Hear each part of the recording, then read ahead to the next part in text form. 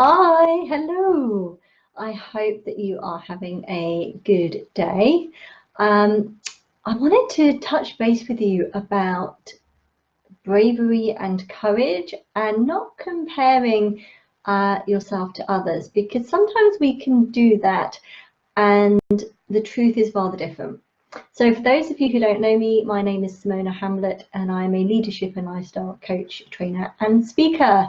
And as I say, I wanted to talk to you today about comparing bravery and courage. And what I'm talking about here is that sometimes we can look at other people and we think, oh my gosh, I wish I was more like them. They are so brave or they are so courageous. And absolutely, there are definitely people out there who I look at and I'm in awe of them.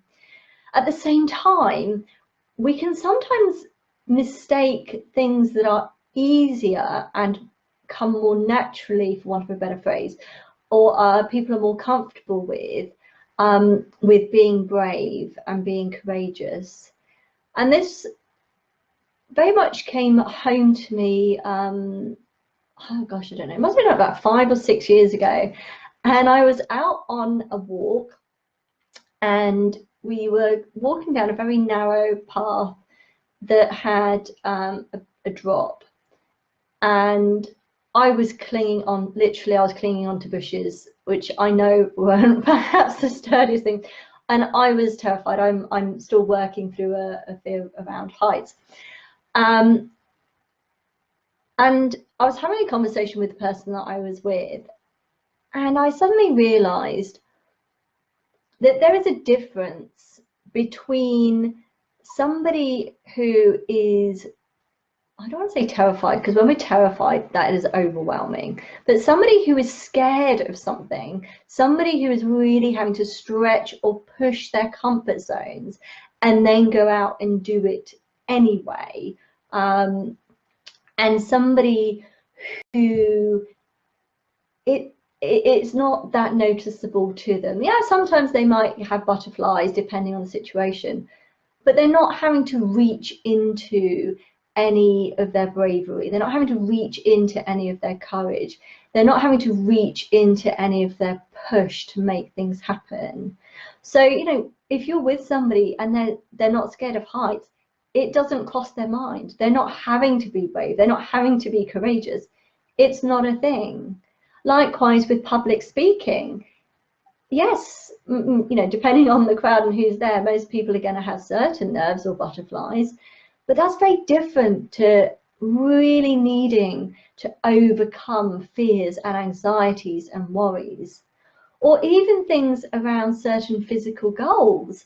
You know, for somebody who it really isn't any effort to put on their trainers and go for a run, yes, they're going to need to push themselves and work harder or train harder if they want to achieve certain goals, but they're not having to overcome with the same intensity some of the feelings that you might have to even get you out the door. You know, whatever those fears or worries or anxieties may be, they're coming at it from a different place, an effortless place in some respects, or what they're doing is something that they're already very comfortable with emotionally and perhaps physically, and what they're then doing is pushing themselves to another level, but they enjoy the push. There's no overwhelm associated with it.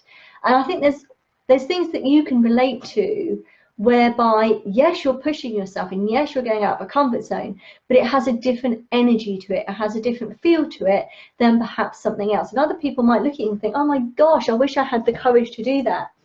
And it, as I say, it just feels different because you're doing it from a place where, yeah, you are having to push yourself. And yes, you might be nervous about something, but it feels different. You've got an effortless, a comfort with it as well. You've got a confidence perhaps around it, and then you're pushing yourself within that confidence to grow.